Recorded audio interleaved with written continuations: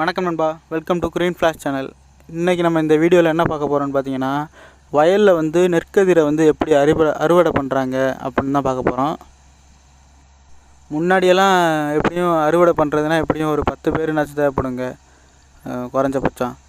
அது எப்படின்னா கையில் அறுத்து அதை கட்டி அப்புறம் அதை வீட்டுக்கு கொண்டு போய் அதில் கையிலே அடித்து இப்படி வந்து பண்ணுவாங்க.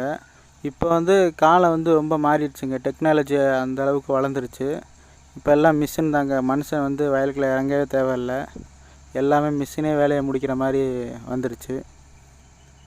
அந்த மாதிரி தாங்க இதுவும். பாருங்கள் இந்த மிஷின் எப்படி அறுவடை பண்ணுதுன்னு. நம்ம என்ன நெல் வயலில் போட்டிருக்கோன்னு பார்த்தீங்கன்னா குண்டு நெல்லுங்க, 37ங்கிற வகையை சார்ந்தது.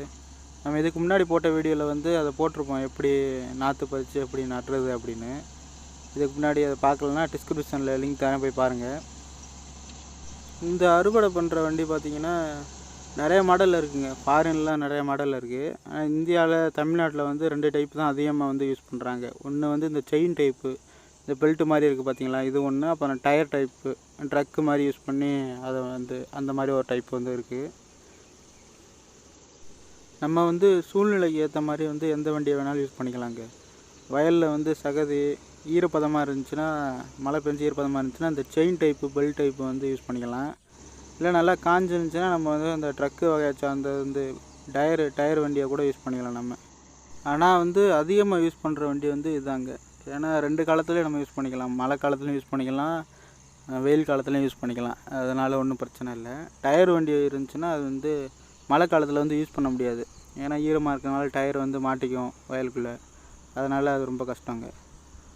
அதோட வந்து இந்த நெற்கதிரெலாம் சாஞ்சிருந்துச்சுன்னா இந்த வண்டி நல்லா வந்து பெட்டராக வந்து யூஸ் பண்ணலாங்க.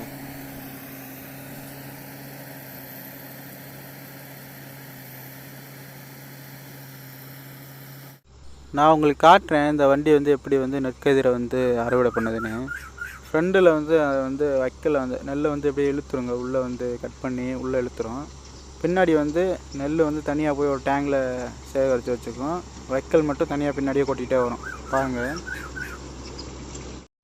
அந்த நெல் வந்து சேகரித்து வச்சுருக்குன்னு சொன்னேன்ல டேங்கில், அது வந்து லோட் ஆகிடுச்சுன்னா, ஃபுல் லோட் ஆகிடுச்சுன்னா வந்து நம்மளுக்கு சிக்னல் வந்துடுங்க. அப்போ நம்ம வந்து ட்ரக்கில் வந்து அதை வந்து ஃபில் பண்ணிக்கலாம். அது டேங்க் எப்படியும் ஒரு 10 மூடைக்கிட்ட பிடிக்குங்க. பாருங்கள் எப்படி அந்த ட்ரக்கில் வந்து அந்த நெல்லை கொட்டுறாங்கன்னு.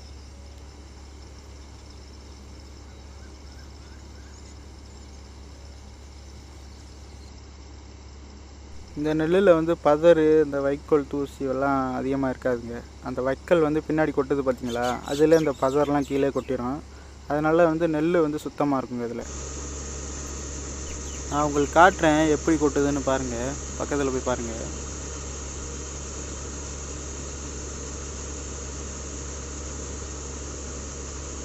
நெல் கொட்டுற ஸ்பீடு வந்து கம்மியாகிடுச்சுன்னா டேங்கில் அவ்வளோதாங்க, நெல் காலி ஆகிடுச்சுன்னு அர்த்தம். அடுத்து நிறுத்திட்டு வந்து மறுபடியும் அறுக்க போயிடுவாங்க.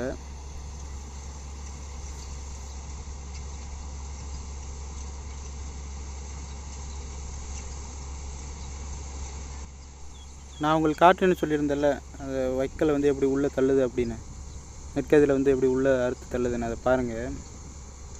அந்த ரோலர் மாதிரி சுற்றுதில்ல, அதில் தான் இழுத்து அப்படியே உள்ளே தள்ளிடும், அப்படியே கீழே கட் பண்ணி.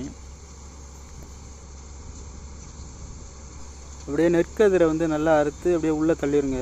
உள்ளே போயிட்டு ப்ராசஸ் நடக்கும். நெல் வந்து தனியாக பிரிச்சிடும், வைக்கலை வந்து தனியாக அனுப்பிடும் வெளியில். பாருங்கள் எப்படி சுற்றுதுன்னு, அந்த உள்ளே இழுத்துரும் அப்படியே அந்த மாதிரி.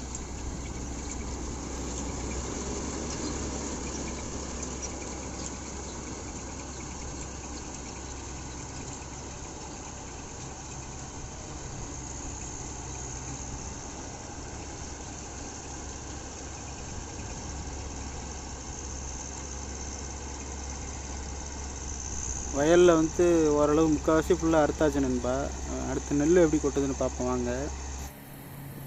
ஃபஸ்ட் ரவுண்டு ஏற்கனவே கொட்டியாச்சு, இது அடுத்த ரவுண்டு கொட்டுது நெல்.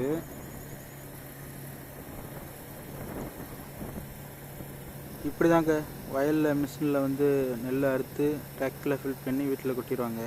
அடுத்து வைக்கல் ப்ராசஸ் வந்து எப்படி பண்ணுறாங்கன்னு பாருங்கள்.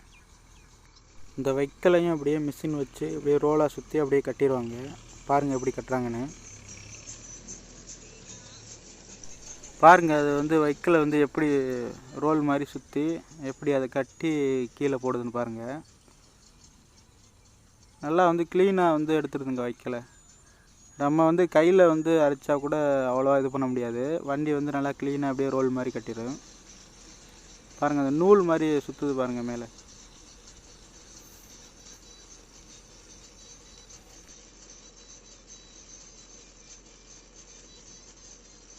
வைக்கல் அப்படியே சுருட்டி ரோல் மாதிரி கட்டிடுச்சுன்னா அப்படியே அது ஆட்டோமேட்டிக்காக ஒரு கட்டை அப்படியே வெளியில் போட்டுருங்க.